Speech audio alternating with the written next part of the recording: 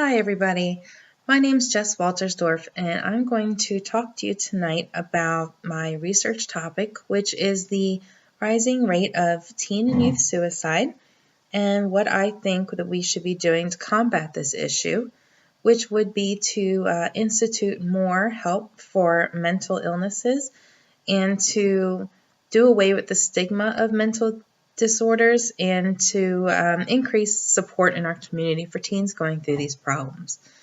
So to start this conversation, we are going to start with a basic definition of suicide, which is the intentional ending of one's own life.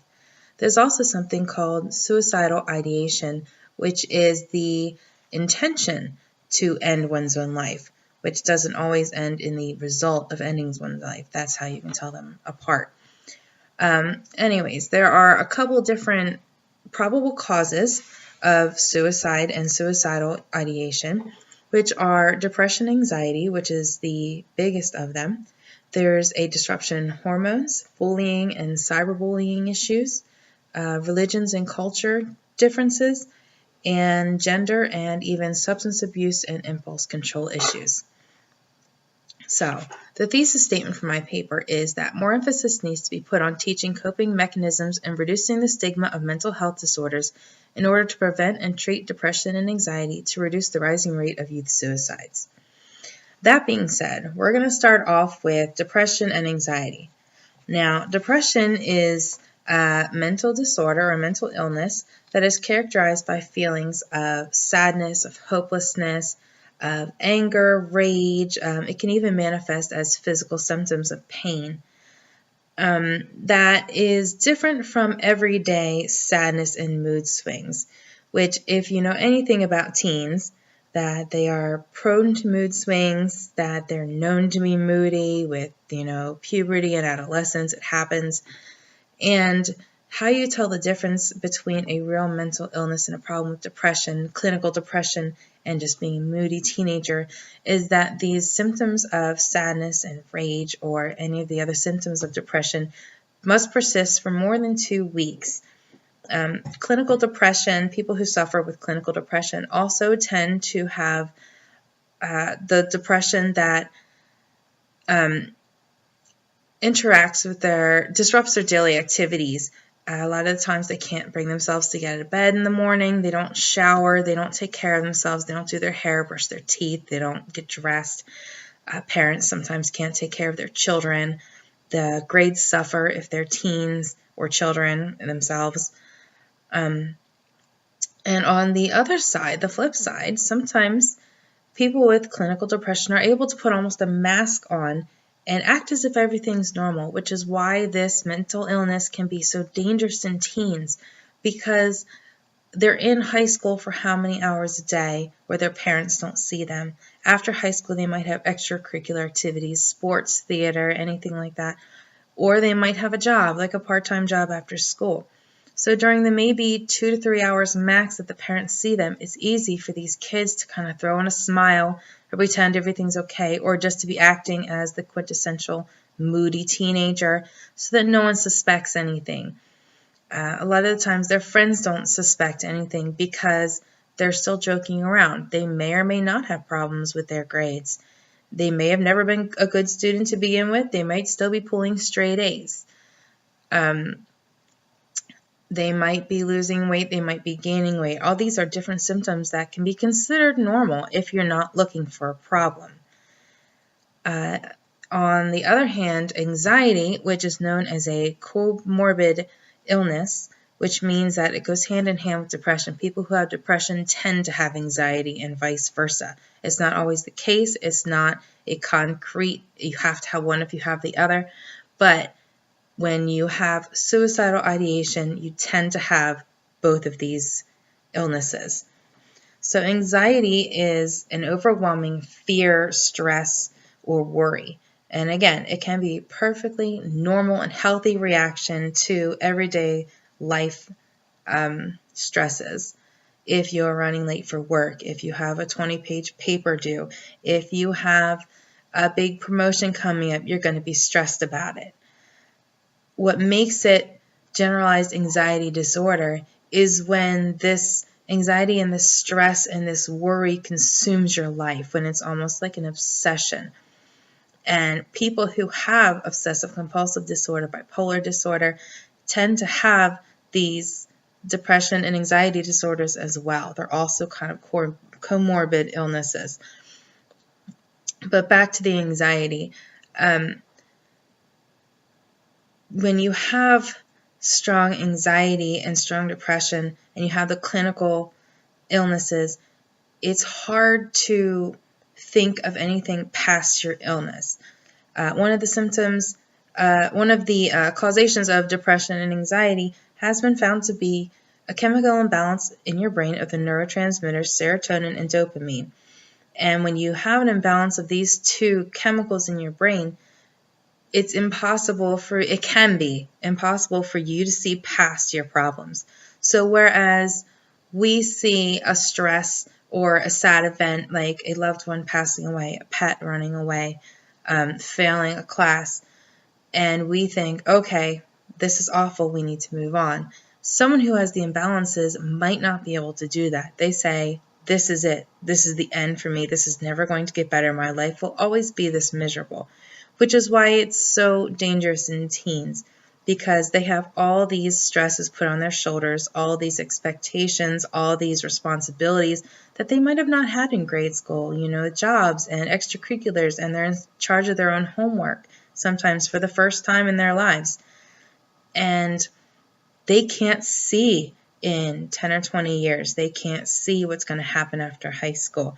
There was a case of photos that were leaked from cell phones that were of a questionable nature. And these kids are going through this, which is a traumatic event, and they can't realize that in 5 to 10 years, this is not going to matter. It's going to be gone. It's going to be put behind them. All their peers are going to be busy with their families and jobs. No one's going to think of the pictures that so-and-so sent to their boyfriend or girlfriend. But because they have this chemical imbalance in their brain, they're unable to move on from that. And that is where the suicidal ideation comes from, because they think my life is going to be miserable forever, or I have this way out of suicide. And if that's not scary enough, most teens are going through puberty and have a flush of hormones through their systems. Their pituitary gland, their thyroid gland are very active at that point, and those are the same glands that create the serotonin and dopamine. So in addition to having or possibly having these chemical imbalances, they're being swamped with chemicals of a different nature. A lot of the times, girls are getting on birth control for the first time, which can also change the way they think and the way they act and the way they react to things. And that's just another factor in the equation that can lead to more imbalances in your brain that make it hard for you to react as you normally would. So from hormones, we're going to move on to bullying. Now, bullying has always been around. Bullying is when one student or person will gang up on another. The thing that makes bullying more prevalent in high school times is because in high school, adolescents are trying to fit in. They're going through these changes. They're dropping their childhood. They're gaining their adulthood. They're moving. It's a tremendous time of change in your life. And they are programmed mentally to try to fit in. When you're different, you're ostracized. Different isn't always seen as good in high school like it is when you're an adult. It makes you special. It makes you possibly better for jobs, makes you stand out, so you get picked. In high school, everyone wants to be the same. They want to fit in. They want to mesh. They want to click. So bullying has taken a step up with cyberbullying. It's a lot easier to bully someone behind a screen, behind a keyboard. You can do it anonymously with a fake email address. You can take care of your insecurities by projecting them on someone else without having anyone come back and blaming you, because of technology and the cyber world that we've all created. So from bullying, we are going to move on to religion and culture. So religion and culture is, again, where teens are trying to fit in with their family, fit in with their traditions, and during this tremendous time of growth, they might realize that they don't. A lot of times, kids lose or teens lose their faith, or they might change their faith.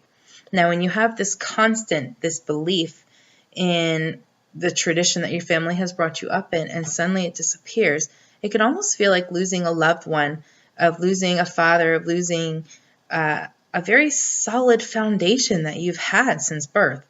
And this can be really traumatic for a lot of teens. And even if they don't lose that, they can question it.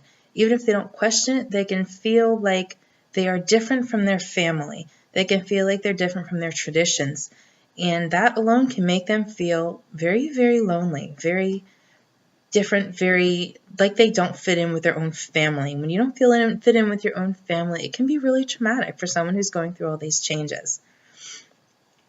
In addition to religion, we have gender itself. Now, I found gender as a symptom of suicide and depression as a really interesting one. Females are actually twice as likely to commit suicide, to fully commit suicide rate than males. And however, males are usually more successful at it. So females are more likely to attempt suicide. Males are more likely to succeed in suicide. And that's because females tend to use methods like overdosing, while males tend to use methods like firearms. So the reason that they think females are more likely to attempt suicide is because of more of the chemical imbalances of hormones and neurotransmitters in your brain. So that's been linked to both menopause and the menstrual cycle in girls. And now keep in mind, back in high school where we're talking about teen suicide, girls are going through puberty. They're starting their menstrual cycle. So not only do they have that monthly flow and ebb of hormones, but usually when that first hits, they have even more. It's not expected. It's something they've never dealt with before. So for teens, especially female teens who are predisposed to these chemical imbalances in suicidal ideation, this is yet another huge factor that's being thrown at them that they're mentally unable to handle, physically, mentally unable to handle. And on top of that, a lot of teens are questioning or experiencing or being awakened to their sexuality. We now have a very prevalent gay, lesbian, trans, bisexual community in our culture, and which is great. But again, teens who are from traditional households might not have that support system that they need in order to feel comfortable and feel like they fit in with everyone else. And that can lead them, again, way on the outside. That can add to the bullying, the cyberbullying. It can really, really cut them apart from that support system that they thought they had. And going back to religion, a lot of traditional religions don't accept different sexualities. And that can really take that away from them as well. So if their friends leave them, if their religion leaves them, if their parents leave them, and they don't have the cognitive maturity to realize that they'll get through this hurdle in their life, this monumental hurdle in their life, they are really going to feel like their life is miserable and it's never going to get better, or they have suicide, this way out that they don't have to feel it anymore. And when they don't have to feel it, they look for different ways they don't have to feel it, and that leads into substance abuse problems and impulse control issues with teens. Now, impulse control is kind of a given with teens. There's been studies done. The frontal lobe is not as mature as a full-grown adult's, and they don't always think through their decisions. They make rash decisions. They drink on prom night and they drive home. They try alcohol way before they're 21. They try drugs way before, they're not legal. And a lot of the times, because they have this impulse control problem, when they try substances and they feel that numbness, they feel that calmness or that excitement that makes them not think about their problems, they are more likely to create a habit with it because they don't have the maturity in their minds to think of the consequences of getting addicted to alcohol or drugs or any other substances that they might be getting into at that time. So with all those causes of suicidal ideation, all the factors of depression and anxiety, there are a couple things that I think that we can do as a society to help these teens. And the first one is acceptance. We have to end the stigma of mental illness. We have to make these teens feel like they belong and that they're welcome. We have to have more therapy available to them. It has to be an everyday thing. They have to have family therapy so that these teens don't feel, once again, that they're being different from their family and friends. Invite the family, invite friends, have a group therapy session. Make it a common thing. Make it maybe part of their guidance counselor program at school. The more ordinary we make this in their life, the more we end the stigma, the more comfortable they're going to be. We have to bring awareness over bullying. We have to cut down on the cyberbullying. And if that means really monitoring their internet usage, that means monitoring their internet usage. It's scary to think of what can happen behind a parent's back on the computer. And we need to be aware of that. We can't keep turning a blind eye and using the excuse that we didn't know. We need to better fund the school's education programs, better fund the guidance programs, better fund therapy programs for kids and make them more available, even if it's in a confidential manner. If we don't do family therapy, give these kids someone to turn to, someone to talk to when they feel like there's no way out. And finally, we need to make more awareness surrounding the domestic violence hotline, the suicide hotline, shelters and hospitals. We need to have a place for these kids to go if they get kicked out of their house, if they are standing on the very edge. We want to give them one last lifeline, anything to reach out and try to teach them and tell them and reassure them that you can get through this, you can get over this, and this is not the end of the line for you. So that is my paper on teen suicide and what I think we can do for it. Thank you, and good luck to everybody.